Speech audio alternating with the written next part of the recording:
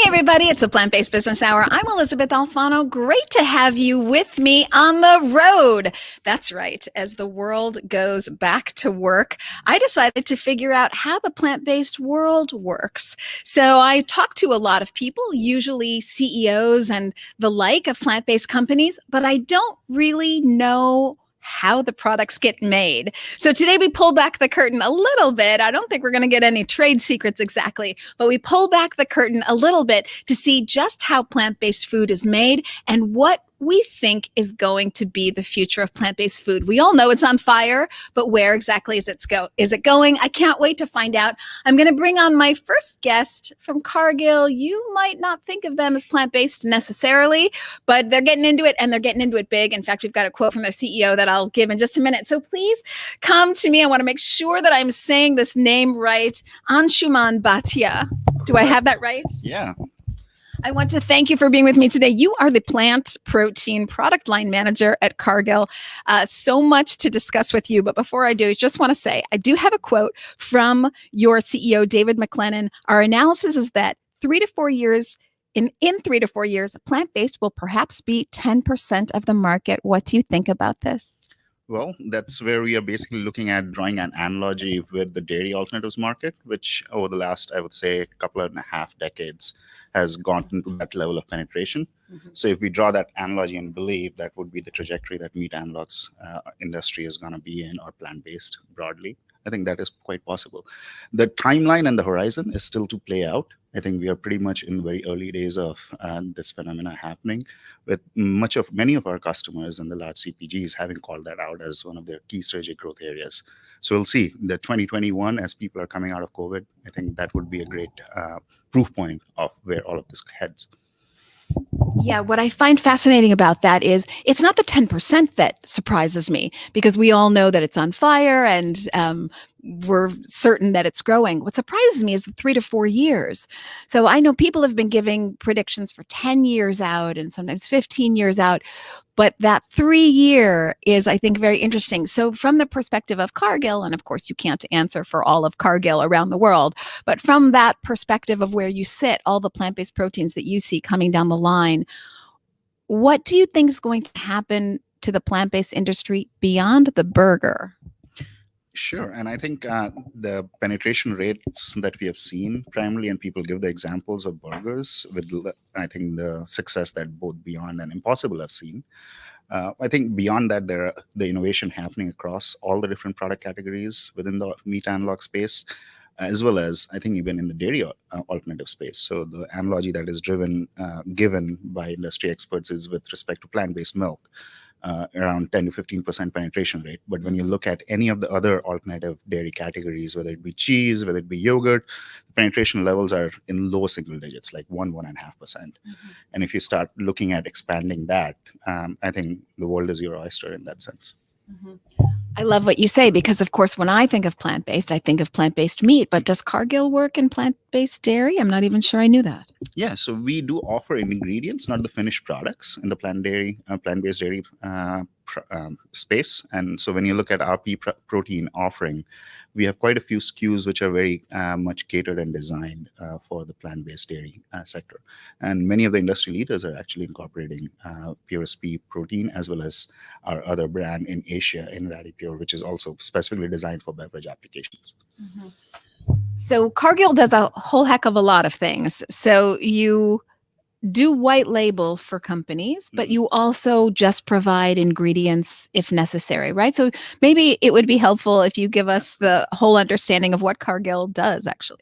Absolutely. So I think Cargill is in a very unique vantage point, right? Like, we play in the, pretty much all parts of the value chain from the plant-based food production point of view, whether it be sourcing, growing, the genetic side of things, to primary processing, and eventually ingredient development, as well as finished goods. And when you look at the innovation that is happening across in this space, it is pretty widespread. So it isn't necessarily in a specific pocket of the value chain. And we are participating in that innovation across that value chain. So whether it be with our investments that we have done in Purus, which has proprietary genetics, as well as the seeding technology that basically provides an overall closed loop supply chain solution in the pre-protein space, and our existing presence in wheat proteins in Europe, that is also marketed in North America. So something that not many people are aware of. So in a way, I think traditionally when you look at Cargill, I think our presence on the ingredient side has been pretty widespread when you think of from the overall, I think, the tenure of the product offerings. So we have soy flour, which is basically a protein source, maybe not going into meat analogs, but it is used in the processed meat industry for sure as an extension offering. And we see more and more of soy products also being incorporated into meat analogs. Yeah, I think that's so interesting. The meat companies are already using plant-based ingredients. I think it's to cut their costs. I'm not 100% sure, but they're already seeing that even the pure meat product isn't that viable for them from a resources standpoint. Is that right? Well, I think this has been the industry, I think, adoption probably decades long. So soy has been there for multiple decades and being utilized. So it's nothing new. And which is what people don't, I think, realize is when we talk about plant-based phenomena, the overall meat analog space is probably a bit more new. But plant-based isn't, right? When you think of dairy and plant-based dairy, when you think about much of the wheat proteins are essentially the plant-based proteins that are being used in other uses outside of food as well. And I think Cargill has one of the largest leading shares in the wheat protein space as well as in the soy space. And of course, you think of the rest of the world too. So plant-based is nothing new if you're living in Asia. So there's some traditions there around the world of being very heavily plant-based. Well, okay, as a product or plant protein line manager, you have a particular take on protein. And I know through my company, Plant Power Consulting, I work with a lot of businesses who are looking to find that next protein, that next answer. They don't want it to be soy. They don't want it to be wheat. They're not sure about pea. Pea's got great things. And of course, more and more companies are using pea, which is great. But they're also looking to fava bean and lupin and mung bean and seeds. What's the next big thing? Yeah, sure. I think one of the key considerations, and I think the challenges that the industry faces is really scalability of some of these proteins. And so when we think about from a Cargill point of view, there are a few aspects when you are trying to bring in a new source of protein, right? There's an underlying consumer need around sustainability that people talk about, right? And our consumers are talking about. And what does that translate into is you need to be able to valorize all the side and the co-products that are coming out of a particular protein extraction process. And in that sense, it translates into some of the protein sources which already have an established supply chain. And we are thinking about and exploring new novel sources, including we have done a bunch of IP development around corn protein. So that's something which is in development, and you'll hear more about it. And it allows you to also expand the application categories, not just catering to meat analogs and plant-based dairy, but really expanding our portfolio to go and address needs in the snacks and cereal spaces. When I think of Cargill, I think of a long history with meat. But recently, I think you've changed your name to a protein company rather than a meat company, or you've shifted how you've positioned yourself more as a company that supplies the world with food, period, whatever that food may be. Do you see the world shifting in terms of what it wants? Well, I think the world, when you look at it, essentially, we are in the business of allocating the resources most efficiently in the overall food supply chain. So our purpose essentially is really provide nutrition to the growing population in a safe, responsible, and sustainable way. And what that means is that we are providing consumers with multiple options. Mm-hmm. And consumer options evolve as you look at it over the last decade or so. And we would basically always be there right front and center to cater to those consumer needs and options. I think from a global standpoint, you're doing plant-based options in India and China. You're really sort of on the forefront, I think, of what's being offered. But I don't know if you can talk about the global standpoint of where you have products and where you're doing white label versus where you're just supplying ingredients. Yeah, I think I'll let some of my colleagues in that part of the business comment on that. So as I mentioned to you, I'm really more from the ingredient side. But having said that, I think the unique advantage, again, when you mentioned, right, like Cargill plays a unique role in this overall ecosystem. I think part of it is also coming in from this the overall integrated viewpoint that we have of the supply chain, as well as all the products and how do basically they come together in formulating a new plant-based offering. And part of that expertise essentially allows us to differentiate as well in terms of bringing our broader portfolio around texturizers, proteins, fats, and oils, and then essentially feeding back the market signals from our sister business, which is basically into the meat analog space. So how long have you been with Cargill? I've been about 8 years with Cargill. Okay, in those 8 years, any surprises for you about what you've seen come down the pipeline in innovation? And that can be actually the innovation itself or the speed. Yeah, absolutely. I think we continuously have been evolving ourselves. And I think on that journey, right, our CEO probably says it best, the pace of change is never, wasn't greater than today, right? So in that sense, I think we try to cater to that changing and evolving market needs, and organizing ourselves according to that as well. So I think there have been a few changes along the way, and all of that in the positive stride of providing what the consumers and the market is needing. Yes, certainly we live in interesting times. From where I sit, of course, we have our different perspectives, but from where I sit, I really see a shift in the entire global food supply system. So I make that statement akin to the digital revolution. I think we're going to see something like that in our lifetime. So that's you and me. I don't think we're talking about next generations. I think we're talking about this one. So I think it's a very exciting time. Just wondering, do you anticipate that meat will go away? Ultimately, this is the Plant-Based Business Hour, right? So we're talking about the growth of plant-based, but in addition, that sort of means the decline of meat. Do you see meat going away, or do you see them growing in tandem? Currently, meat is growing about 2% a year. China and India are both upping their quantities of meat. So I'm curious how you think that might shake out. Yeah, in our view, it is basically an yes and and it's a complementing, right? Alternative proteins complementing traditional protein.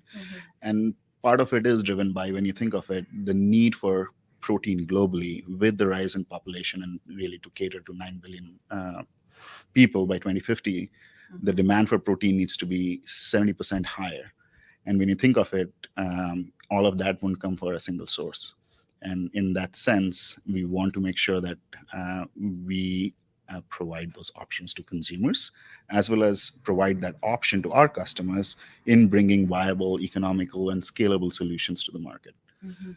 But then I wonder, and you know, this might not be your jurisdiction, so you just stop me if it's not the right question for you in particular, but as I understand it, meat and dairy run on very small margins, hence all the subsidies. There's not a lot of room for play there. So it seems that if it's not a sustainable resource for the world, that the world's just naturally going to shift to more plant-based, really for the bottom line. And that bottom line is not just dollars, but it's also land and time and water.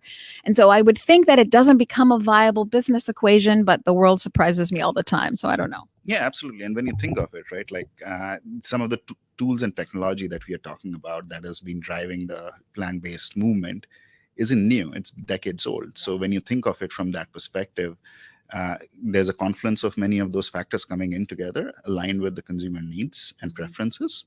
And when you think of that translating into what that future outlook would be, I probably would be gazing into the crystal ball partly. But I think one of the most important learning for me over the last 8 years working for Cargill has been that many of the times our customers and consumers probably not recognize the importance of scalability. And that's where I think the rubber meets the road many of the times. And we, as being operating in this industry for more than 150 years, realize what that challenge and how to address that challenge. Yeah, I would say that Cargill actually has a very unique place in the marketplace because you can scale like no, I mean, you're enormous, and you know, your distribution lines alone are a huge asset to plant-based brands. If you're white labeling and you're getting it to KFC China, which I think you are. I think I read you. Yeah.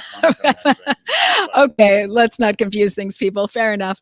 But I think it's very interesting your place in the marketplace and how you potentially can affect a global food supply system from Cargill in and of itself, which is why I hope that it's just you continue to create plant-based. Before I let you go, because scalability is the bottleneck, right? For all the little David of the David and Goliath plant-based companies that are trying to scale, trying to get out there. Thank you, Beyond Meat. Thank you, Impossible Foods. But of course, there's so many more than just those two folks.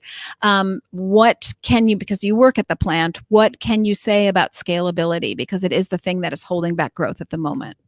Yeah, I think scalability does require a lot of, I would say, engagement across this, even the front end and upstream part of the supply chain. So for people who are looking at those options and solutions, I would say that engage with that ecosystem early enough. Early enough to be able to kind of have a view in terms of how would we want to address it. Because again, it's partly not only the technology solution that you are coming up with, but also at what timeline and pace are you able to bring it matters. And that's why it's, I think, a collaborative effort across the supply chain and the ecosystem is needed. Mm-hmm. I'm pretty sure you're going to tell me, please ask someone else, but you bring up a question that pops into my mind. So I just one truly last question for you. Do you see Cargill?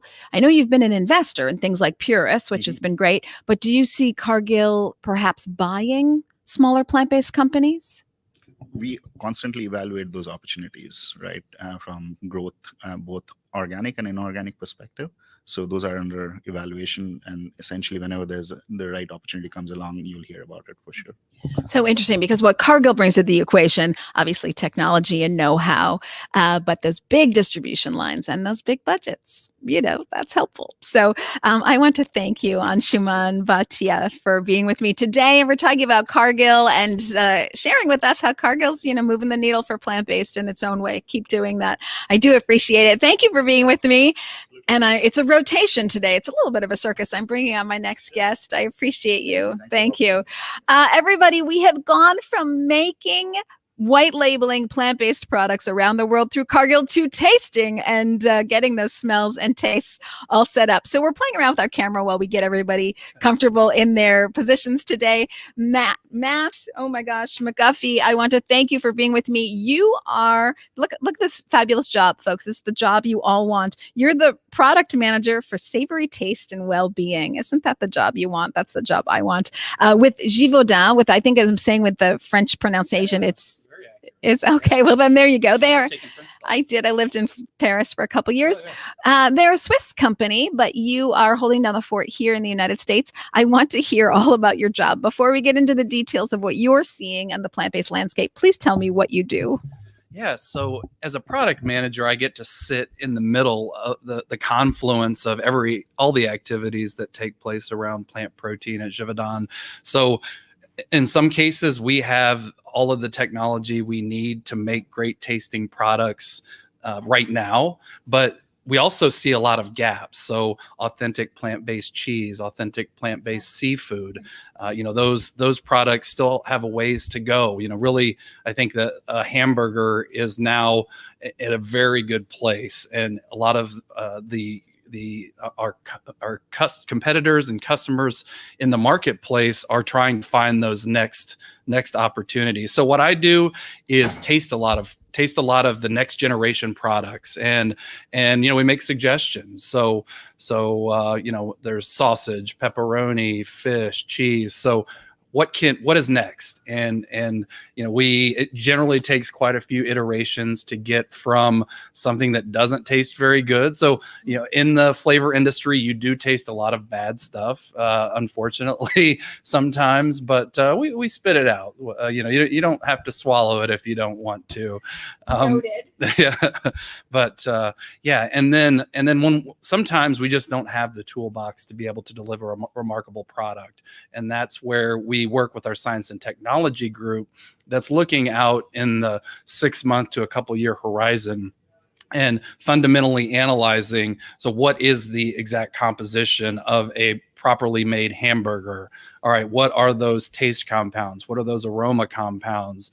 Let's use our GCMS to analyze that in order to see what chemical compounds we can build in, as naturally to our products to make them taste great. And we're here at Buhler as a global partner of Givaudan, because consumers' first thing that they reject is taste. So if they try it and they don't like the taste, for sure they're not going to try it again. But secondarily, texture, and that's where not only Buhler but Cargill as well, they have ingredient solutions and equipment solutions that once you integrate all these together, you can get taste, texture, nutrition, and that's when we find that synergy between those, then consumers will repeat purchase these types of products. Yeah, so just to backtrack a bit to give everyone a feel for what's going on here. So today here at Buhler, I'm getting to see behind closed doors how things are made. And I hadn't really realized that. I knew that Buhler would take ingredients and they make the machinery such that you can put ingredients through machines and they will be wet extruded and then cold dyed. And you'd have, these plant-based products that you now see in the refrigerated department of the grocery store.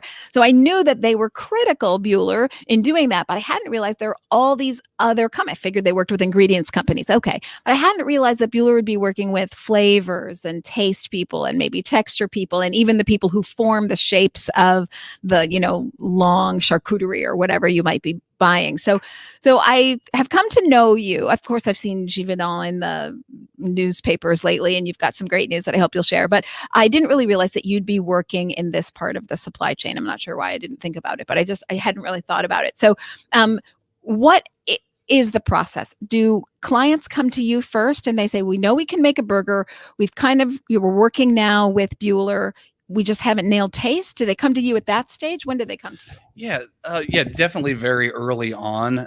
Usually they like to take we call them tools in a lot of cases, or technology. But they're like, well, first you send that to us. And we try to take it to a collaborative stage where we share samples, but then they also share base, because every protein tastes a little different. Every process will evolve that taste just a little bit. And so once we receive that, then that helps us to develop a holistically great tasting, right color type of product.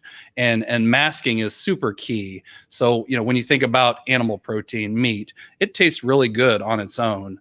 I know you're a vegan, but to the average flexitarian, they want plant-based proteins to match that. Yeah. And what we're trying to do is convert them. And if we can't convert them, then we're losing opportunity.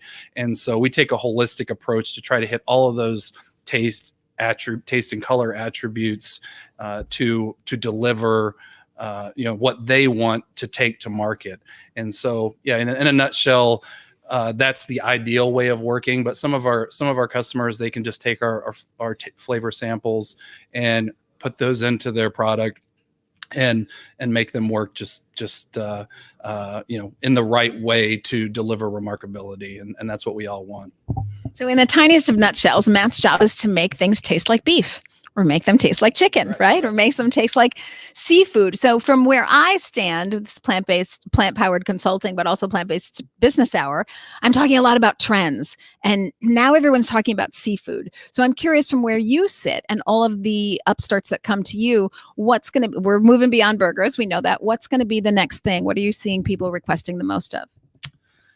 That's a good. We've seen definitely an uptick in different kinds of seafood flavors, and we are a global company, so we see differences by region.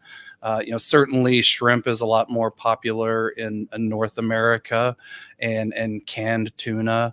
And these are often very challenging bases to work in. So sometimes you can get the taste right, but the texture is a little bit challenging. And that's oftentimes their challenge to try to solve. But we have a very large group of application scientists that have gone from working on meat. They know meat really well, and now they're taking their skills to plant protein. And so that's been very enabling for us to be able to turn that dial, and ultimately we're in this industry, we're marketing towards flexitarians. And anywhere where there is a popular product made from an animal protein or seafood protein, there's an opportunity to imitate that. And the closer you can come to imitating it, then the more likely you are to satisfy that customer that, they're spending their hard-earned dollars. A lot of times they're a little bit more expensive. And if it doesn't meet their expectations, maybe they don't touch the market for a year or two. And that's what we don't want. And if you use flavor technology in the right way, you can bridge that gap from real meat and there's a whole host of, obviously, sustainability, animal welfare, and then health and nutrition benefits to that as well. Okay, so we're talking about global applications here. I'm taking it back, rolling it back. In my kitchen, I use soy sauce, paprika, and cumin. And those are the things I blend together to make whatever I'm doing, TVP or tempeh or whatever I've got going at the moment. I don't know if you can share at all and you might not, it might be a trade secret and he'd have to kill me and then you. So that might not work out. But is there anything you can share about ingredients we would recognize that help to get things to taste like meat? Yeah. I mean, there is a very high acceptance of natural flavor on labels. Fortunately for our business, it's over 90%. So consumers aren't consumers that actually read a label, which more and more. Yeah, it is more of a trend. They are, they don't see natural flavor and reject that, which is great. But seasoning blends, like starting with the right seasoning blend, you mentioned paprika and cumin. The more taste sensations that you can create, it certainly helps with the masking of plant proteins. But then you also need to build on top of that, what we call species characterization. So it's whether it's a beef flavor. So all these are vegan. So you can use a Maillard reaction to create a natural flavor that tastes like beef, that tastes like chicken, tastes like pork. And so that's really what you need to do to satisfy these customers. But yeah, good seasoning blend. And then also with umami, classically, there's the Chinese food uses a lot of MSG, and that's, basically a chemical, but you can also deliver that through other umami sources. Yeast extracts are great. And then also there's other sources of those as well that potentiate the flavor that you have. And so really getting that potentiation to create that remarkability we say punch up that beef flavor, punch up that pork flavor. They work in synergy together. And, that's really where you find the right balance, and from our customers, they're always balancing cost, labeling, and taste impact. And sometimes there's trade-offs with those. Yeah, I think you're on the right side of history there. With COVID, more and more people are reading labels, and more people are interested in where their food comes from and what's in their food. So as you talk about natural flavors and natural seasonings, I can see a big win there with the consumers. I'm sort of disappointed, for lack of a better expression, with chicken. I kind of thought plant-based chicken would be further along, and I don't know if it's that plant-based chicken actually is far along, but they're just not putting the advertising dollars behind it. So all we hear about is plant-based burgers. So, but the plant-based chicken that I've tried, I'm always hoping for a little more. Chicken, the most bland thing possible. Why isn't it farther along? Yeah, that's a really good question. And we have a very strong sensory department at Givaudan, and we have paneled all of these against real chicken nuggets. And I think that's really the first entry into chicken is a formed product, just like a burger is your entry in as a formed beef product. And because these milder tasting products, they do require higher use levels of flavor and a little bit more evolved technology, because sometimes when you taste a chicken nugget, you're not tasting white meat chicken, you're tasting like a fatty fried note. So it's so in order to get cheating, right. So that's where the technology of just getting pure white meat chicken through a vegan reaction, a vegan process flavor is it's definitely quite a challenge. And then I think on top of that, the next generation of getting whole muscle chicken is going to be an even bigger challenge, because you have that texture and then the release and the juiciness and the succulence, and those are all things we're studying. We have some solutions for those, but I'm hopeful as well that chicken will be next on the list.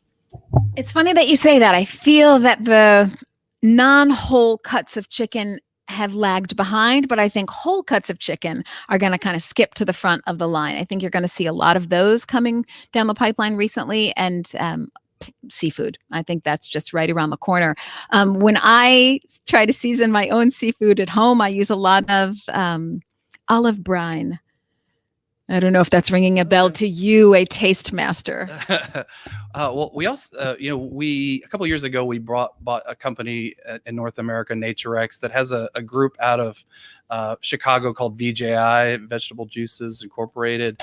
And so, they were actually started in the 30s, where in Chicago, where the traditional meat industry is at, they onion powder and garlic powder sometimes just fall a little bit short on delivering flavor. Whereas if you use a freshly pressed garlic juice or onion juice, that you just get a little bit more umami, roundness of flavor, and you're creating just stronger sensations. And anytime you can create positive, strong flavor sensations in a plant-based system where you're trying to mask some of these notes, then I think it certainly has some power to impress the consumer. Yeah, I'm going to take that to my kitchen, because I didn't know that you could get garlic juice, and maybe you can't as an individual. Can I? Because I would like that. That's a good question. I mean, I think industrially it's definitely available. But I don't think I've seen that in any of my local supermarkets. I suppose you could use a blender and make it at home. Yes, right. Of course. I'm sort of annoyed that I haven't done that. And onion juice as well. Yeah. Oh, I like that. I mean, I already use a lot of vegetable juice. Rather than put things in oil, I do a lot of cooking in mushroom broth. And of course, you can make your own mushroom broth, or you can buy it. But hadn't thought about garlic and onion. So you could fire peppers, but we also do fire roasted peppers. So, getting that little bit of char, a little bit of that flavor development that comes with fire roasting, and then, using a puree like that in a plant-based meat product, really helps to punch it up in a different direction.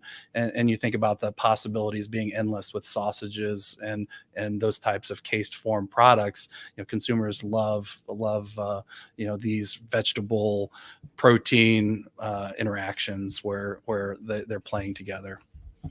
So you don't really interact with the consumer. I mean, you know what the consumer wants because you want to deliver that for your clients, but you pretty much are B2B, working directly with the startups, yes, and large corporations. Yeah, our sensory group also is part of a consumer understanding team as well. So yeah, we have ways that even since COVID that we've been able to survey our customers. Recently, we did a study where we pay consumers go out and they buy it, and then they evaluate it in their home. And then they feed back to us the what they think of the product. So that's kind of a new next generation way of getting consumer understanding. But yeah, also we do hear from our customers, and we generally know whether or not their products are performing well based on their feedback. And right now a big challenge with a lot of products is like fatty, juicy sensation. And some products are better than others, but really getting that fatty sensation that you get with animal protein in a plant protein, and that's a technology we're working on as well. Oh, so you work with fats? Well, fat delivery. We have a technology now. We call it encapsulated fat, but it looks like beef marbling. It's from plant-based sources, and we're really capturing a tallow flavor and a fat in a matrix that helps to protect the flavor and lower fat and deliver the visual that you want with beef marbling. And so we hear a lot that, we just want it to be juicier and fattier. And I think that's also, an expectation with animal protein that's still falling a bit short with plant protein products. I'm always amazed because I have seen this before where there's plant-based marbling in a plant-based meat. And I'm always amazed that it doesn't cook right out. Why would that be? I think a protein, if you build the right protein matrix, and once the consumer heats that up, it tends to form a gel. And one of the challenges a lot of companies are facing is, methyl cellulose doesn't look great on a label. But it really creates a nice gel at high temperatures that really holds that together so that you don't get a lot of that leaching out. I know some of the first generation products, when you would cook them on your skillet, you would get fat leaching out. And it seems that a lot of our customers have figured out how to keep those together. And certainly methyl cellulose helps a lot with that.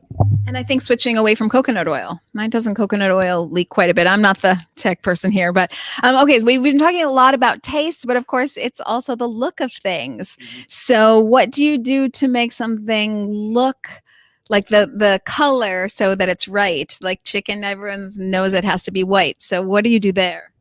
Well, yeah, where our technology is best developed is with the burger and being able to use a beet color that's just stable enough to survive the shelf life. But then once the consumer puts that on their griddle, that that degrades enough to where it's not pink anymore. Like a consumer doesn't want to eat a pink product. And then, getting the searing and the Maillard reaction that helps to brown it throughout the cooking process so that it looks like a burger would look when you prepare it at your home. So the white color is definitely more challenging. Titanium dioxide is not something consumers have in their home pantry. It's a great ingredient, but it from a performance perspective, but none of our customers want it, and they could use that if they wanted to as well. So getting a white color is a technical challenge. It's one that we're we're investigating, and that's down the road. Yeah. It's one of the things that's always amazed me is the draw that people have to these products that aren't that good looking. White, brown becomes black charred. I don't know. And then you think vegetables, like, oh my gosh, all these colors to attract you. But I can see where it would be tricky to get the color right for meat. And then, you don't really work on texture, but I can see there's so many different things have to come together. The form, the holding together, the shelf life, it really does take a village. So, and you guys, I think, are the largest in the world for flavor and fragrances. Is that right? Yes. Yeah, that is correct. We've been around for 250 years, and we've developed, we're working on developing a global network with Buhler and with other partners, to be able to solve these challenges with customers all over the world. And it is fun. I'm a food scientist. I love food science, and there's a lot of tools in that toolbox, but you have to, at the end of the day, you need to be able to put something out there that consumers will buy. And the more familiar they are with those ingredients on the declaration, the more likely they are to buy it. And then if they like it, then they'll repeat. And that's like the magic, the special sauce for what we do. Yes, because ultimately people do what they know. So they're not going to reinvent the wheel. At least they're reinventing the wheel because the global food supply system is shifting, but they still want what they know. So we're shifting, but then in some ways we're not shifting that much. Now, of course, you don't do flavors and color just for plant-based, correct? Correct. Yeah, we have a very diverse portfolio that we can offer flavors for pretty much any application. But we do find white spaces in our own internal toolbox, and we have we invest a lot in science and technology to be able to fill those gaps in our portfolio. So Well, my last question for you is, because you do serve all products, actually, what percentage do you think will be plant-based in 5 years? How have you seen that sector of your portfolio grow, and what's the prediction for 5 years?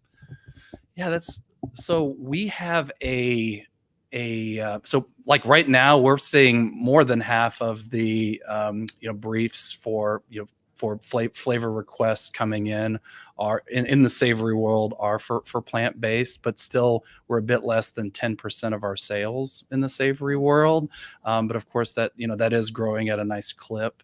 So I do a lot of these business cases where we're trying to project that. And we would anticipate that in 5 years from now that we would at least be double as a percentage of our portfolio. From under 10% to 20% or more. But we're not going to neglect our some of our core product lines, because we need to provide solutions for the ways Americans are eating. And as those shift with the maturation of Gen Z and their purchasing power and their interests in this area, we really see that that evolving to be a big part of the market. Okay, going from under 10 to over 20. That's why I'm holding you to this. I'm bringing you back, and then you can tell me the great numbers. I want to thank you, Matt McGuffey, for being here from Givaudan. Of course, you're not come from Switzerland. You're from the U.S. You're holding down the fort here. But thank you for all you do. It's been great to talk to you so much, on the Buhler Circus. Yeah. Thank you. Okay, my next guest, I told you, it's a circus here. It's just bringing them all in, one after the other. And I might have to switch my camera a little bit to get you well situated. Bill, I am so happy to have you here. Please tell me that I'm saying this right. Bill Aimitus. Aimitus, there you go. Aimitus from the executive director of the North Carolina Food Lab Innovation Center. I have been wanting to talk to you for a very long time. I think I will start my first question with, why North Carolina? Thank you for the invitation to be with you on your business hour today. Yeah, super fun. Why North Carolina? Well, we grow about 85 to 90 different crops in the state of North Carolina. Mm-hmm. And when we did an analysis about 5-6 years ago, we realized that 85% of the crops were leaving the state for further processing, which in turn we were leaving money on the table. Right. The state of North Carolina about 7 years ago realized that we needed to find some more industry for North Carolina. The furniture industry had left, the textile industry had left, and we were starting to lose a lot of percentage of manufacturing on the tobacco industry, which is our leading crop. Still your leading crop. It's still our leading crop, even though we're actually growing less tobacco today than we were during the Civil War. So it's still a major crop for us. But we grow, and we're in the top 10 on a number of different crops that most people aren't aware of: blueberries and strawberries, cantaloupe. We're leaders in the country on the growth of those types of fruits. Tomatoes, we're number 3 in the country. So we do have a lot of different crops that go into processed foods. As a result of that, the innovation lab was put into North Carolina because we also knew that there were a number of entrepreneurs starting to focus in on plant-based foods. And so in a little bit of luck and a little bit of foresight, our General Assembly decided to create a plant-based food center. Wow. Okay. And how old is this center? I'm coming up on the end of my 3rd year. Okay. We came online really it'll be a year ago in October. We were coming online when the pandemic hit, of course, and then we all had to go into lockdown and social isolation. And so that kind of took some wind out of our sails. But we came back on last summer. We began taking customers back in October, and we've been flat out running since that time. Since October. Wow, you guys were early in the gig. And of course, you've probably put this together now. Everyone's here has had their vaccinations, and that's why we're all so close. Okay, so when I think of North Carolina, I think of some great plant-based companies: Barbecues in North Carolina, Gelitex in North Carolina. You guys are in North Carolina. I know some friends who work at the Plant-Based Foods Association. They work remotely. They're based in North Carolina. Some investors I know are in North Carolina. I think of North Carolina as this, well, particularly the Triangle area, Durham and is it Raleigh, Asheville Raleigh. and Raleigh, right? Durham and Raleigh. I think of it as a plant-based hub. Is that right? Well, I think the whole state's going to become a plant-based hub. Honestly, if you look at the research triangle has typically focused in on bioprocessing or biomedical technologies, and ag tech started picking up about a decade ago. We're on a mission right now, working with North Carolina Chamber and our General Assembly to create a food valley for North Carolina. Really, it stretches from Charlotte. We're actually located just outside of Charlotte with our lab, all the way to the research triangle. But we have companies out in Asheville, for example. No Evil Foods is out in Asheville, big plant-based meat alternative company. And then we have Colony Gums in the eastern part of the state also that does quite a bit in the plant-based areas. So we view what we can do now from a nutrition technology perspective as well as a food technology perspective to be able to lead the country in this area. We tie that in with everything we're doing in ag tech and what we're doing in the biomedical area. It presents some real opportunities for the state of North Carolina. You're not a government organization, though, right? You're privately, at least that's what I read on the website. You're not part of the university. You are housed in the university, and you are a for-profit endeavor. No, we're actually a nonprofit organization. Again, I've got it wrong. When I give people a budget for projects, we're a fee recovery basis for our facility. We're actually a collaboration between the North Carolina Department of Agriculture, the Economic Development Partnership in North Carolina, and NC State University. NC State University is the managing partner. So I actually operate as a standalone department in the university. So I wear the executive director hat, but I'm also a department head from a matter of speaking. But we work with a number of entrepreneurs. We work with multinational food companies. And when we develop projects with them, we then build the budgets purely off fee for recovery. Mm-hmm. So it's our cost. And so it makes us attractive to a lot of entrepreneurs, especially because it's a good way for them to start looking at the scale up of their products.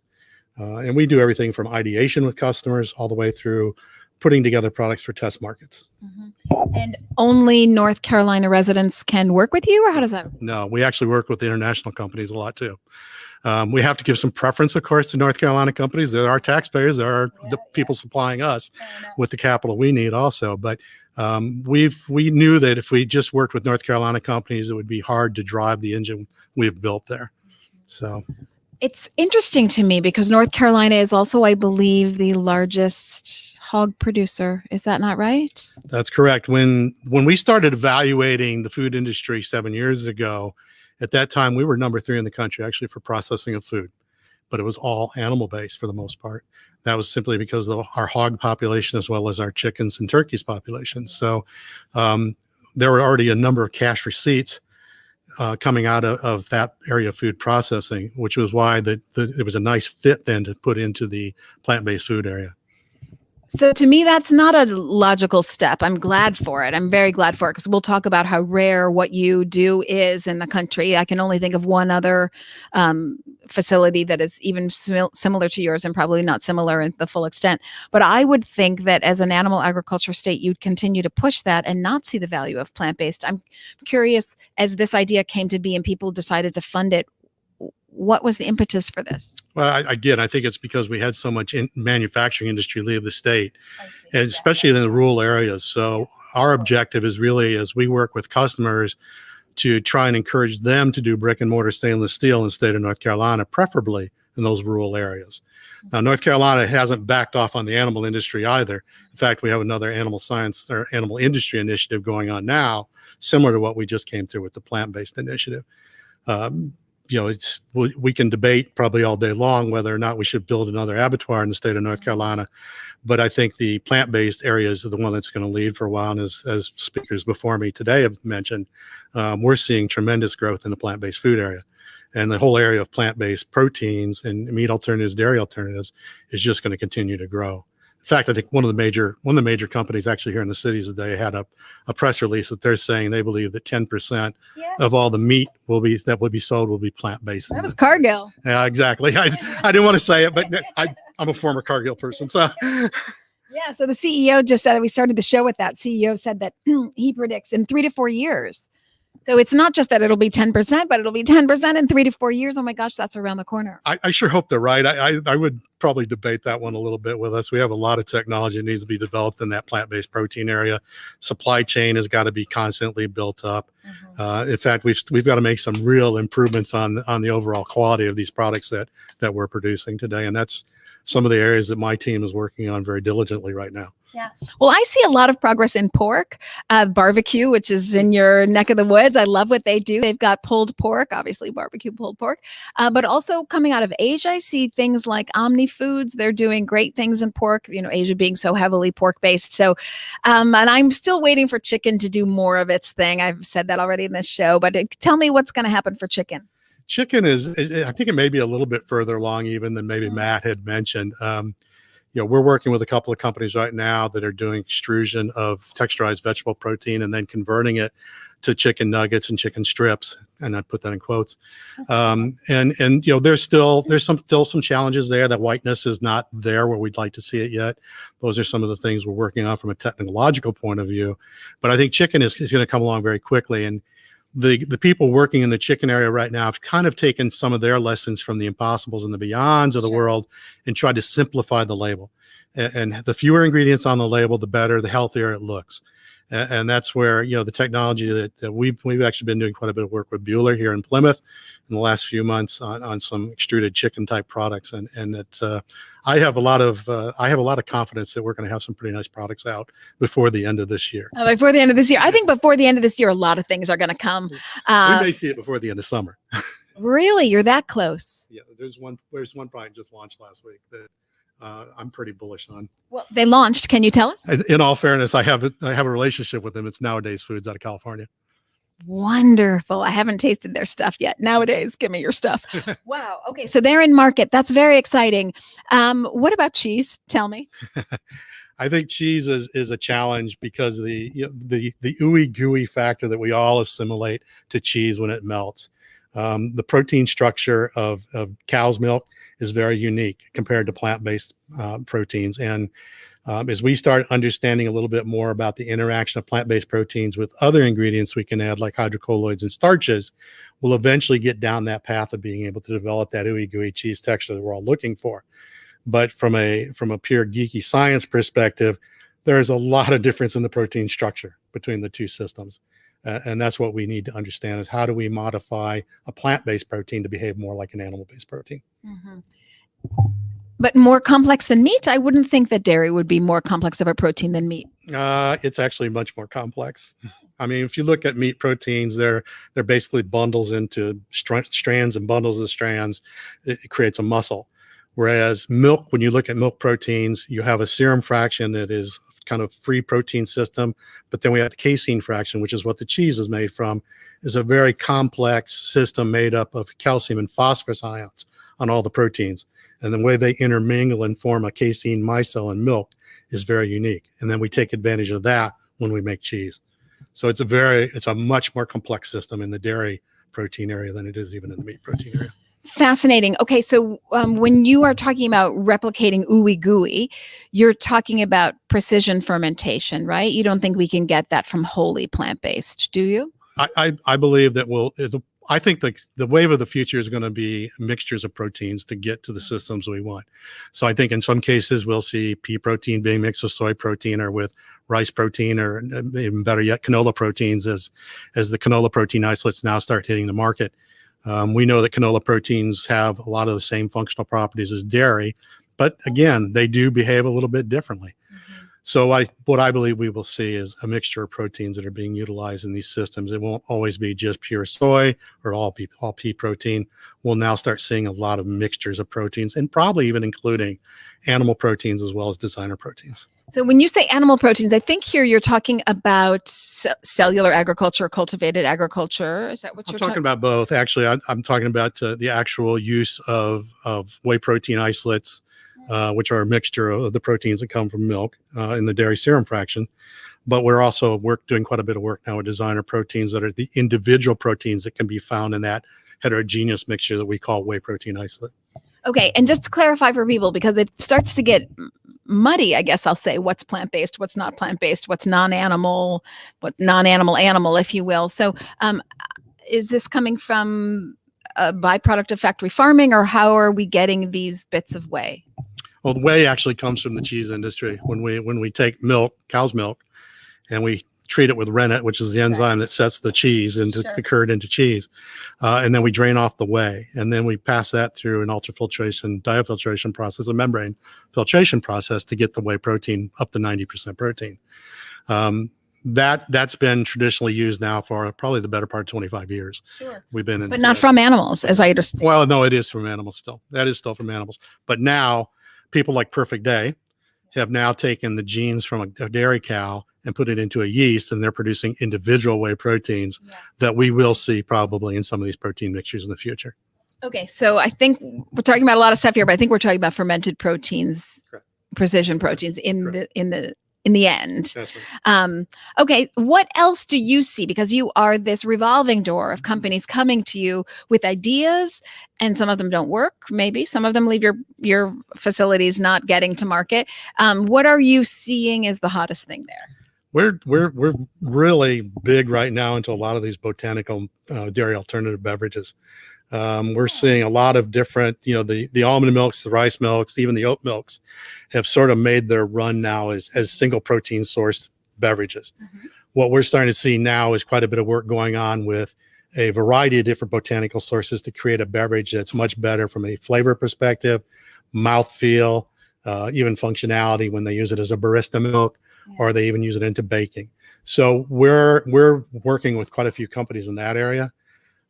We recently had one of our customers, and this is public, they made public that they worked with us, Memory out of Charlotte, a product called Memory, which is a beverage for cognitive function. Oh, yes. As we get the aging population, of course, all of us get concerned about what we're talking about and forget about it. Talking about you. Yeah, exactly. Exactly. But Memory launched 3 flavors here just about a month ago now. We worked with them through the pandemic to develop those products, and then we launched it. So we're hoping that they do some really good things out there, but we're seeing a lot of different categorical stuff. I mean, everything from meat alternatives to dairy alternatives to botanical beverages to snack foods are starting to come along now. We're doing a lot with mushrooms. Yes. So mushrooms is a crop that I personally like from both the protein functionality perspective, but also what we can do from a umami perspective. Mm-hmm. And we think that that's probably going to be a key player also in the future, even with these plant-based products, is getting to that umami and kokuni reaction that goes on the tongue. Mm-hmm. It's so interesting. So most people don't realize just the power and potential of mushrooms, but also that they have protein. So great protein source. What about algae? You seeing that come through? Algae, I think, is probably in the next wave. We are aware of quite a bit of work going on in the algae area that will probably find its way into a lot of seafood alternatives. But I think is the processing capabilities we have now to isolate, purify proteins, algae will be in that next generation of products that are coming along. And the challenge has been flavor, frankly, with the algae proteins. But we've now got some new techniques on our plates that are being utilized as part of our toolboxes. Mm-hmm. Well, maybe you'll collaborate with Matt at some point to work on masking. I guess it would be the algae, but also sometimes pea protein needs masking. Of course, you guys know all this. So interesting. Any projections you want to make for us, let's say, in the next 5 years? I think the next 5 years, I agree that we will see plant-based products become a predominant feature in our diets. I think that the quality of the products will continue to improve as more of us are focusing in on it now, and food formulators begin actually learning how to utilize these products. I think that the work that we have seen over the last 5 years with some of the meat alternatives that have come out, people frankly didn't know how to handle the proteins they were working with and the interaction with other ingredients. But now as we kind of scramble and get our feet under us and start developing more technology, we'll have a better understanding of how do we utilize the other ingredients that are in our toolbox, and then how do we combine those with the plant-based products and ingredients that will ultimately create some unique foods in the marketplace. Do you think we'll see blended milks? Because I'm always surprised why, it's just oat milk or it's almond milk. Why aren't there more blended there? There's a couple of people have now been trying to do some pea protein work, pea protein and cow's milk beverages out there now. The big thing you're not so much here in the United States. We don't see those products because the dairy lobby is pretty strong, as we know. Yes. But we have seen some of those products in Asia and in Europe now that have actually started launching. I think those types of products will grow. I think that even our own Food and Drug Administration and U.S. Department of Agriculture on the regulatory side will need to take into some consideration even changing some of our policies and regulations we're facing today to accommodate more consumer appeal. Explain. I think that we're trying to live under these standards of identity that we've had for probably 100 years now. We've had standard of identities in this country on various things, everything from ketchup to cheddar cheese. But as new technologies are evolving, it's time for our regulatory agency to take a step back and be realistic about what else can we utilize to make a product that resembles milk, ketchup, and the ultimate plant-based food, ketchup, but even cheeses and other dairy products, especially. So. Yeah. Okay. So back off regulation just a little bit. Regulations have their place. Of course. Don't go away. Yeah. Just leave room for innovation, because ultimately we're going from 7.7 billion people on the planet to 9.8 billion people on the planet, according to the UN, by 2050. And we've got to figure out a better way to feed, almost a third more people. And that's the bottom line. So you can't get in the way of that. I hope that you will come back. So much interesting stuff to talk about with you. And I'm thrilled that North Carolina is the most important thing that you have said to me today is that North Carolina decided to do this because manufacturing jobs went away and they saw job potential in plant-based. And I think that's very interesting as we shift our food supply system. I know people are worried. Of course, everyone's concerned with farmers and no one wants farmers not to succeed. Of course, this is just a chance for farmers to grow mushrooms or grow hemp or even, I know this might sound funny, but if you're creating less agriculture to feed to animals, which is a waste because then you got to give them land and water and time.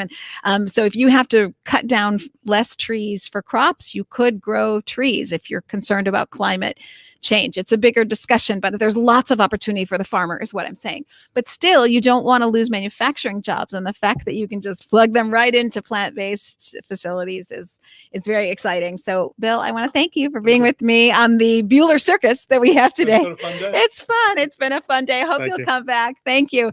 Okay. Oh my gosh, as we round up here on the Buhler circus, I'm learning a lot. I hope that you are as well. I want to bring on the North American president and CEO of Buhler with me today, Andy Sharpe. Pull up a chair. Okay. Let's get you in the hot seat. And I want to make sure that the camera is rightly fixed for your positioning. How are you today, fine sir? I'm very well indeed, thank you. How are you? I'm great. Okay. So just for those who may not know, give us the central point that Buhler is to the entire plant-based ecosystem. Wow. Okay. So Buhler is around in the ecosystem, really working to try and develop new products, listening to the market, working with all the different partners and providing technology and innovation space to do that.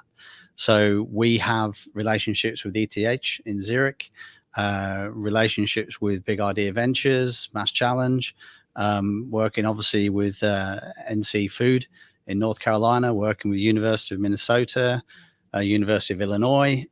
We have links with Mr. Through the Givaudan side as well, and work in all of those different angles to really see what do we need to be doing next. We're very interested and very driven by purpose. So the sustainability side of things are important to us. And then, as you just mentioned, 10 billion people by 2050, 50% shortfall in protein because of the shift towards middle class is something which has driven us on this journey. Probably from 2016, we made a definite decision to really drive forward and try and see what we need to do next. So where do we sit? We hopefully sit in the middle of it all. Trying to help with technology, trying to help with the equipment, because as Bill said, there's going to be massive growth. And as you caught Dave Mack said today, in 3 or 4 years, 10%. Wow. Okay. We better start building extruders now because that's an awful lot of production is going to be required to drive that on. Yeah. So what happens is most companies come to you at one point or another in their journey. They come to Buhler because Buhler not only consults on how to bring together, it's one thing to have an idea of the plant-based sausage you're going to do. It's another thing to execute it. So you might have the ingredients in mind and you know the end product, but there's so many other things, as we've seen, about taste and novel proteins and even forming the product. So you can come to someone like Buhler for consulting, but also for all of the machinery that gets it done. Because if you're not scaling up, you're not having any impact. Correct. I mean, so, excuse me. No worries. I'll take a water from the fridge. Got one there straight See, away. we're live. You see how things roll here? Thanks. Sure. Yeah. So, and I'll just add while he's, getting some water, I've gotten to go behind the curtain at Buhler and see, how you can start from raw basic ingredients to putting things through machinery that will either do dry extrusion, which will stand on the shelf for a long time for you, or wet extrusion. And then that comes out really hot and it's cooled so you can, tear it, and it's been really fun to see. And then of course it has to get taste and color from Matt, but very exciting here. Yeah. For us, it's looking at the different centers. Excuse me. Here in Buhler, Minneapolis, we have an extrusion lab working with Bill and the team down in North Carolina as well. And also University of Illinois have a small extrusion facility as well, which we're doing some work with those guys. The link with University of Illinois tends to be more on the feed food, if you want to put it like that. But there's still some adjacency in how all that works together. The other main facility is obviously in Utzville. The main headquarters of the Buhler business is in Switzerland, and we have multiple application centers next to what we call our cubic innovation space in Utzville, where we welcome people to work in groups, and we'll work together to bring groups together to look at how do we solve a particular problem. One of the things we're starting to look at is also how we upcycle some of the waste products out of different processes. And one of those, we recently looked at spent brewers' grain and taking that as a sugar alternative to remove that out of different products. So Bill mentioned really the True North is trying to shorten that ingredient list to bring the consumers more confidence, and we recognize that as probably the biggest challenge at the moment. So as we look at some of the upcycling, that's very interesting, as we can reduce waste, impact the energy, and actually produce a more sustainable product as we look at it more globally. How does that shorten the label? Is that because you're using that product twice? You use it once and then you upcycle it and use the same? Really what I meant there was saying that is really what we're trying to get to. So we were talking outside, the ingredient lists are shrinking, but they're still significant. And I think it's going to take a bit of time, but people recognize that good for me is a driver, is one of the macro drivers we see in the market. And it's also getting people to understand, if you like, that sustainability piece is very significant. Where we look at CO2 emissions, greenhouse gas on the normal, if you like, meat. Yes. That is one of the things that we work in. So Buhler, as I mentioned, purpose driven. We work on this 50-50-50 reduction in wastewater and energy. Yeah. We made that statement in our networking days, both in 2016 and 2019, and we live by that. And that's really, when people ask me, why do you work for Buhler? That's one of the reasons I work for Buhler. It gets me out of bed in the morning, but we're working with purpose. I was going to say children, but they're not really children. They're young adults. Actually, not that young adults now, really. But stop aging us. So I was very interested in that other product he was talking about on the cognitive improvement. So I was trying to write that down, but I've forgotten already. The way it works for me is when my children say, "Hey, Dad, that is really cool." That's when hey, I think we might be onto something here. We're actually starting to touch into that generational look. And I get a couple of feedbacks from some different mentoring. We do like a swap program with mentoring people in different countries. I get in touch with some people in Africa through Partners in Food Solutions, who I work with here in Minneapolis. And I'm working with a gentleman in Kenya at the moment who's working on producing extra virgin avocado oil. And the drive to sustainability and what they're caring about in building those businesses is really quite incredible compared to how things were 10 years ago, when it was all EBIT, the sustainability was there, but it was third or fourth on the list. Now we're much further up the list, and our attitude to it and being able to actually participate in it is really very, very cool. So again, back to what are we in? Well, yeah, the extruder's in the middle of it, but there's so much more. Yeah. There is so much more, and you really are at the center of all of it. I'll say, very exciting for me, a little bit of a side note, but I'm going to be speaking with one of, sounds maybe more important than it is. I'll be speaking with the UN tonight about sustainability goals for small and medium-sized businesses, because up until now, they've been very focused on governments and large multinational corporations, as they should be. But as we see these drivers, more and more small businesses, particularly in the plant-based space, which is why they've asked me, you see that there's this David to Goliath.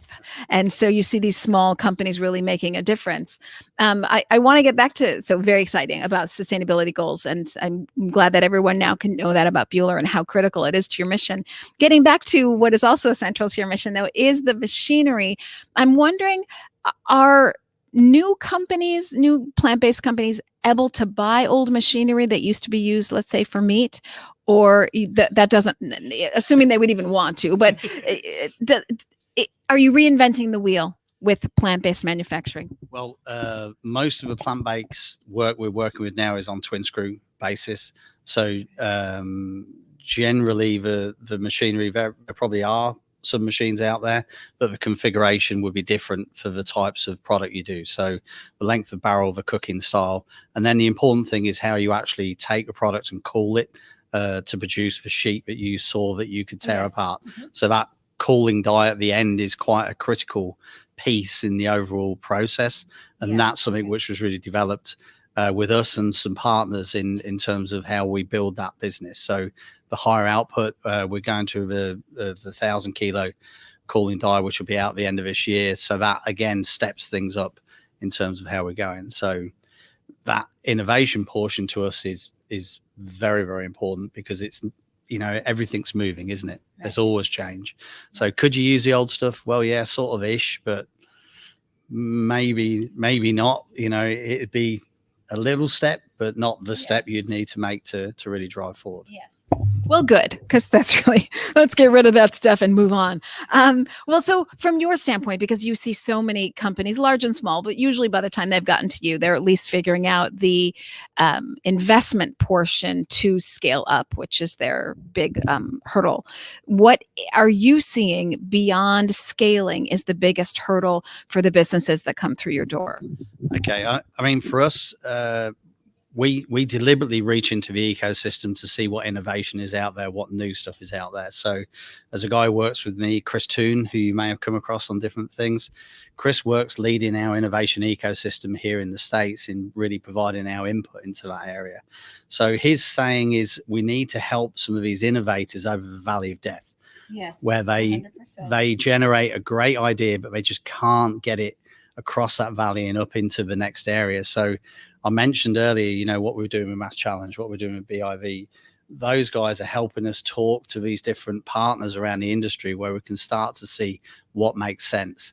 I mean, if we could sort of magic wand, we'd love a co-manufacturing plant somewhere where people could buy space and try an idea, get it to a consumer level where they gain traction in the market and can enter and drive forward from there.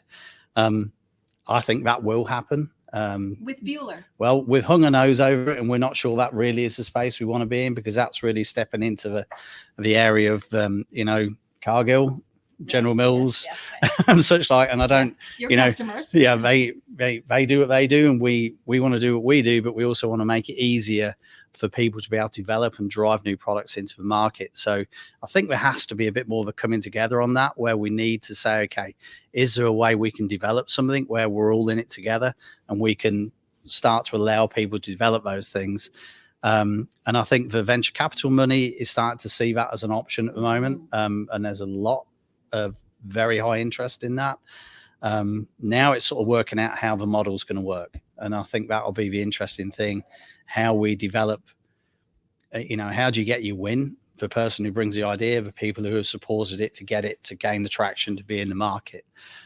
Because there's technology partners, be on whether it's flavor, whether it's the technology, whether it's the knowledge of what the consumer wants. All of those need to fit together to give these innovators the next level. And that's one of the things we're struggling with, but are very excited by as well. Yeah, there's such a market need, there's such a demand, but at the same time, is a joint venture possible if everyone is kind of able to see into everybody else's business? Then it's hard for, everyone worries about trade secrets. Yeah, very true. But I think this market now with the alternate proteins has shown that many companies are now much more willing to be very open and share much more than I ever expected them to do in previous relationships. So I think the way we're all talking now is, and the term I've used here is frenemies. You know that there's some areas where you're directly competitive, but there's other areas where 2 and 2 really do equal 5. There's a synergistic value to that, and that's what we need to be overcoming. That mindset really can help us solve this problem. And we see it. You see the people who are in here today, the people that are walking through the open house today. There's some definite competitors shoulder to shoulder. Yeah.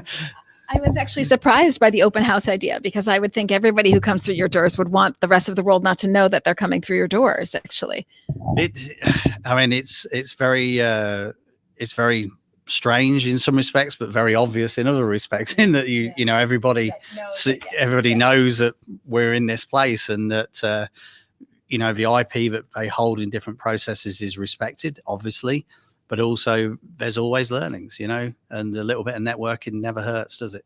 Yes, right. Exactly right. So are you telling me that you think there is a possibility for the community to come together and share knowledge?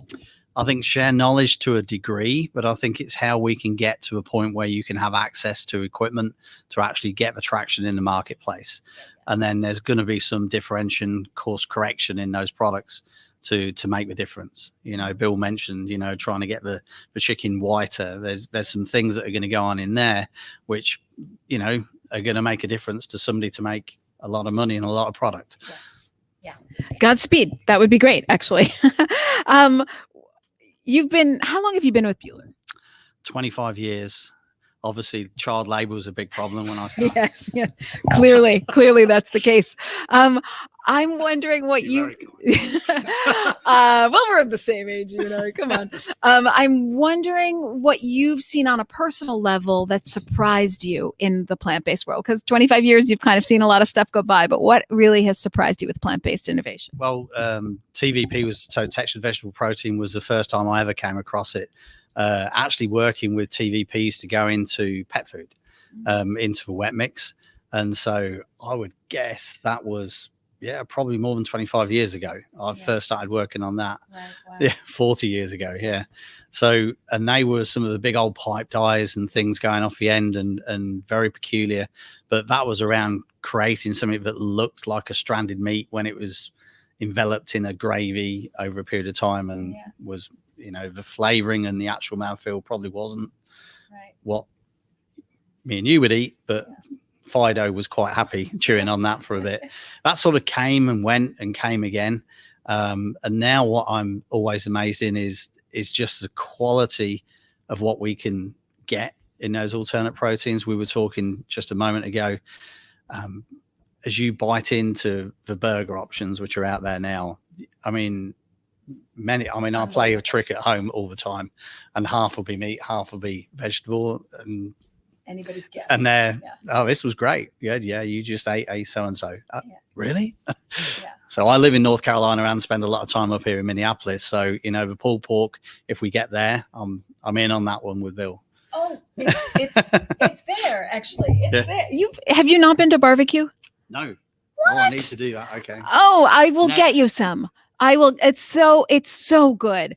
Pulled pork barbecue or unseasoned. Do you have your own barbecue sauce that you count on that's famous? I haven't got my own sauce. I'm prepared to go with any sauce that's out there, Okay. We'll get you some. Okay. Well, what's surprising to me, there's so many things surprising to me on the plant-based landscape, but what I'm seeing from where I sit with my company, Plant Powered Consulting, is what's old is new again. Right. So a lot of things are coming back full circle, chickpea and hemp seeds. And even I think I was speaking to Seth Goldman, who's the current chairman of Beyond Meat, also CEO of his own fast food company, Planet Burger. And he was saying when he started Honest Tea, there were all these sweet teas out there, Snapple, et cetera. So they came on with a healthier version of tea. But because they started people thinking about a healthier tea, they were ultimately able to get them to an unflavored tea, the healthiest of all, of course. And that was their biggest seller. But they could never have started with the unflavored. And I think that's what we're seeing. Cleaner labels, getting away from junk food, some of the older, what was considered like 70 hippie stuff coming back. I don't know. Do you see any of that? I mean, really, what we're seeing is people just trying to hit the mainstream bits at the moment. And I think the good for me, the healthy for me, is still seems to be the big macro drivers we're seeing. But that in itself is talking to people about, okay, can you show me where this came from, where the ingredients came from, what's going on? So we're finding on the plant building level we're doing with Buhler is where we're looking at the digital services side, creating insights into where ingredients came from, what the actual sustainability impact was of actually producing whatever X is coming out of that factory.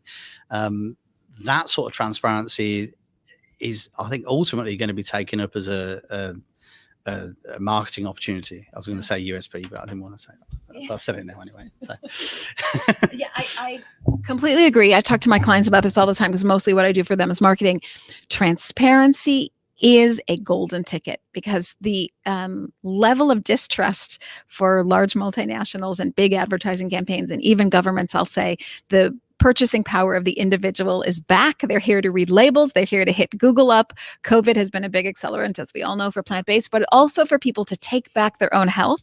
And I think there's a lot to be said for that. So it's a very exciting time. Okay, as we wind up here, this is maybe unfair to you, so you can dodge these questions if you'd like, if you get nervous. I usually like to end my interviews with a couple of off-the-cuff questions. And so I have for you, yes, I'm sure you're excited about that, but you can dodge these. So we don't, if nothing comes to mind, nothing comes to mind. But what do you wish you knew 10 years ago that you know now? Oh. In food, in business, or not? Could be anything. Yeah, perm anyone. I wish I knew. I wish I was managing my investment account better 10 years ago. I think most people are going to say that. And there's multiple stocks I think you'd wish. I used to have this thing where I'd wish I was back in South Africa in the 1800s to look at the diamond mines and the gold mines, because that would be easy, wouldn't it? And then you realize that actually, no, the gold rush in America would be easy.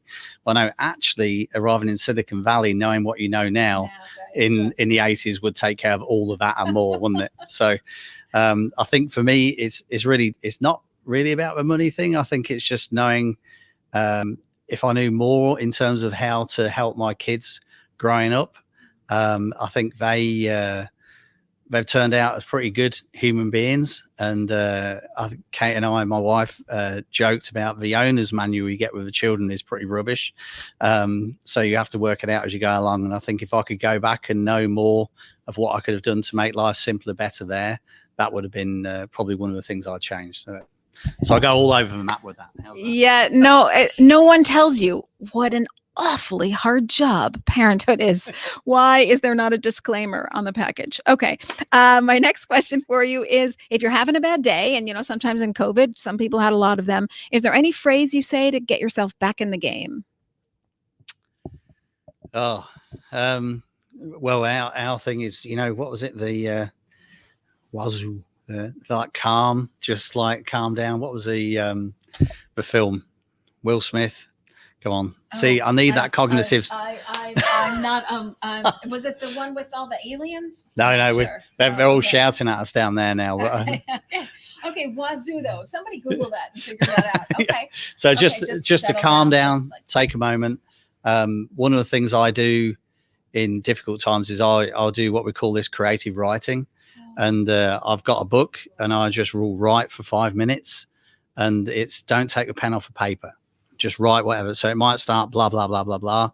But in the end, it will come out to hey, plant-based proteins, or, what are we eating for dinner tonight, or what am I doing there? And if you write for 5 minutes, it generally gets, for me, it gets onto a page what's troubling you or what's exciting you. And then you go and read it back. And that's a really good way to just chill, take it back to a good level to start again. So if you've never done it, give it a go. You'll be surprised. That's one of the best answers I've ever had to that question. And I've asked a lot of people that question. So I will do that myself. Very, very interesting answer. Okay, my very last question for you. You're running around, of course, you're CEO and president, you're super busy. You don't have time for lunch. What's your go-to snack? Oh, how do I? That's probably going to be a dodge one. Okay. Because I think there's no good answer for me to say on that. All right, okay. Or water. It's almonds. Yeah. Okay. Right. Fruit. Yes. Right. Okay. So get this man some peanuts. Okay. Fair enough. You can say that either. No, you don't. You don't eat peanuts. Oh no, we roast peanuts as well. There are many versions of peanuts we roast available in the Buhler. No, it's only peanuts according to this interview. Okay.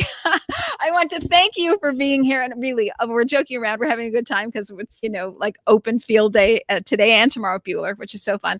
But really, I just want people to take away how central you are to the entire plant-based landscape. Without Buhler providing people the ability to scale up and the technical know-how, the consulting, the sounding board that come to us, we're here to help perspective, it really wouldn't create the ecosystem that we have today. So when we see the Cargill CEO, David McLennan, say, okay, we look like 3 or 4 years from now, we're going to be 10% of the industry is plant-based. You can really look to leaders like Cargill for that. So I am grateful and I thank you. And I am here to cook for you at any time and roast whatever you want that's in my wheelhouse. So Okay. I hope you'll come back. I'd love to. Thank you very much for the invite. Really appreciate it. And thank you for being here with us. It's a thrill. Everybody, thank you for all you do. I'm saying goodbye to all of you now. Thanks for being live on the road with the Plant-Based Business Hour. We are back. No masks. We've all had our vaccines. We're back. We're on the road. And the first time out, I'm at Buhler. So what a treat for me. Everybody, have a great day. And thank you for all.